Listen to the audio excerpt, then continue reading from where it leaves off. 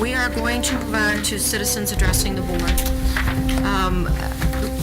Please state your name and identify any group that you represent. Good evening. I'm a resident of Palatine, and I am here to discuss or talk about the locker room versus bathroom policy. On one hand, we can and should have compassion for trans people. On the other hand, it's hard not to notice their lack of compassion for others. I've also heard from folks who did transition and are suicidal now because they mutilated their bodies and can't fix it. They told me to keep speaking. So I ask you, do you allow a 56-year-old male with a diagnosis of transageism to enroll in your kindergarten class?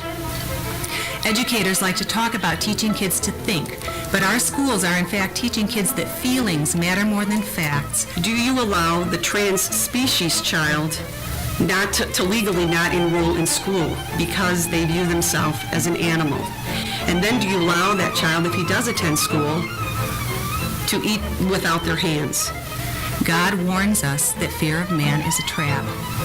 The activists will also try to say this is all new, times have changed, and you don't want to be on the wrong side of history. Do you allow a trans-abled student to roam the school freely so that they may look for opportunities to crush a limb or blind themselves? In the last book of the Bible, there is a scary verse listing a number of groups of people who are destined for the lake of fire. I have personally heard from people who grew up wanting to be the opposite sex for years, but then the feelings eventually went away as they reached adulthood. What did she say? They are so grateful they did not grow up today. They know they would have gone on, been given hormones and transitioned. I will leave you with the words of Jesus himself. I would like you to change in front of all of us. And the reason why... Linda, your time is up, so. Before we move on, I'd like to read something from the board that we have all reviewed.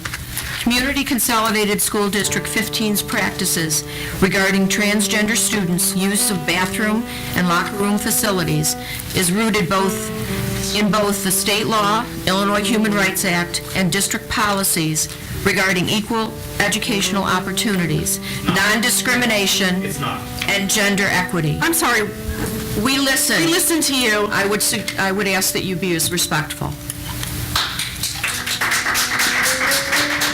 These policies, 7-10 and 7-20, which were adopted by the district in October of 1994, revised in September of 2012, and November of 2014 respectively, after multiple public readings, are balanced with common sense measures to protect the privacy of all students using these facilities.